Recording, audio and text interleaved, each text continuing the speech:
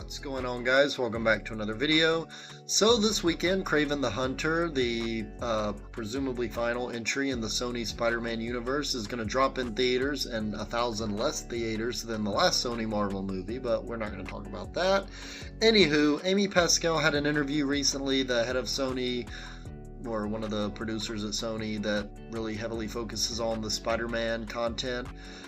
And yeah, it looks as though the Spider-Man universe is about to be disbanded. It looks like they're done here. And honestly, I'm more than stoked to hear that. The first Venom film, I'll just go over and give a brief rundown of these movies before I talk about my thoughts in particular on this. But the first Venom movie, to me, it's an alright film, nothing that special. It's definitely not one that I rewatch that often. Venom Let There Be Carnage was probably my favorite Sony Marvel movie up to this point.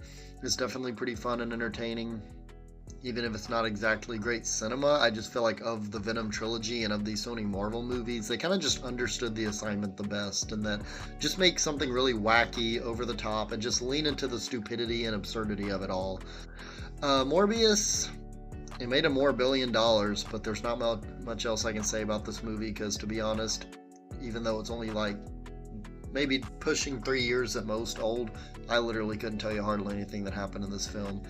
And then there's Madam Web. Yeah, I mean, if anything's worse than Morbius, it's Madam Web. It's just a very bland, forgetful, almost like cringe Hallmark level writing.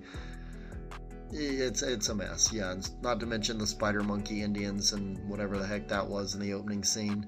Venom 3 is, in some ways, kind of a nice send-off, but it's still not a good movie at all. It's not one that I think I'd really ever rewatch again. To me, it just ended up being pretty boring, even though, yes, the final scene was a bit heartwarming. And then going into Kraven, I obviously haven't seen it yet, but I'm definitely going in pretty pessimistic, but, you know, also, like I've told you guys, I like to go into things with a positive mindset, so I'm hoping I'll enjoy it, of course, but I'm really not holding out much hope for it. I've read some of the early reactions, and they say that apparently this is going to be one of the better Sony Marvel movies, but that is still a pretty bad film. So yeah, with all that down, and now that you know my thoughts on this universe as a whole, more or less, I want to talk about the context for this video, which is Sony apparently ending their Spider-Man universe.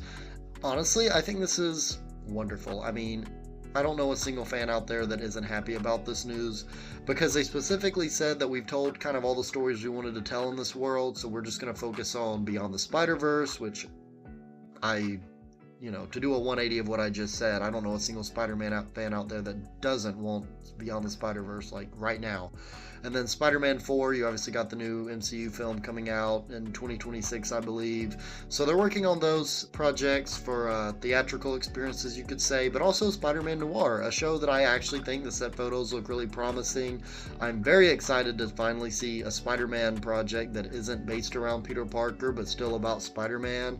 The noir setting looks really neat and cool. I'm not entirely sure if it's supposed to be like a 30s or 40s era, like the Spider-Verse movies kind of hint the time period that he's in is supposed to be. But either way, I'm really stoked to see this show. And again, I hope it opens up the doorway to a lot more Spider-Man, like to a lot more of the other Spider-Man, like Spider-Gwen, live-action Miles Morales, Spider-Man 2099 that I've waited for so long. So as somebody who's been a Spider-Man fan my entire life, and he's probably my favorite superhero outside of Batman, this is wonderful news. I'm glad that Sony's learning their lesson. Apparently this Kraven movie is going to only open like around $13 to $15 million, which is like lower than Madam Web or on par with it or something. So yeah, it's not going to be good, guys.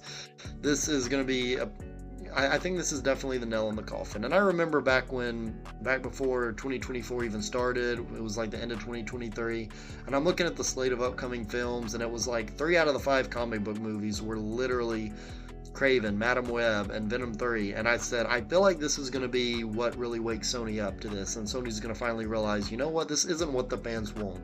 I was like, Kraven might do decent numbers only because of writing off the success of, I thought, a really fantastic Kraven portrayal in the Spider-Man 2 game for the PS5 that came out a year ago. But again, that was a year ago, and that was before they delayed this film. So I don't think it's going to carry any of that hype at this point. But yeah, all that to say, guys, this is it for the Sony Spider-Man universe, whatever it's called. And for one, I'm happy about it. And I'm really hoping, like, let's pull together, Spider-Man fans. Come on now. Like, when Spider-Man Noir comes out, let's go support the crap out of that show. Even if it's bad, I mean, normally I'm like, if it's bad, then it deserves to fail because it's going to teach them a lesson.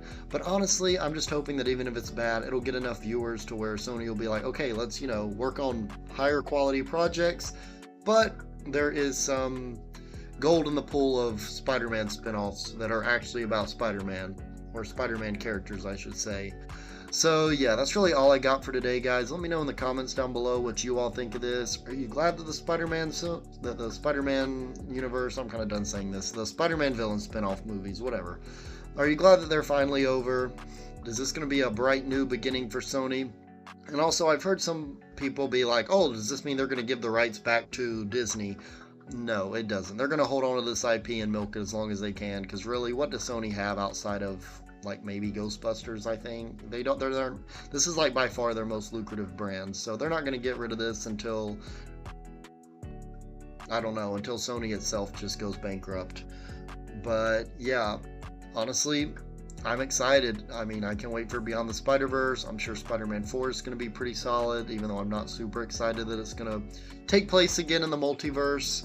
And Spider-Man Noir, again, looks like it has a ton of potential, and I hope it really paves the doorway for more spin-off Spider-Man characters that aren't Peter Parker, or however you want to word that.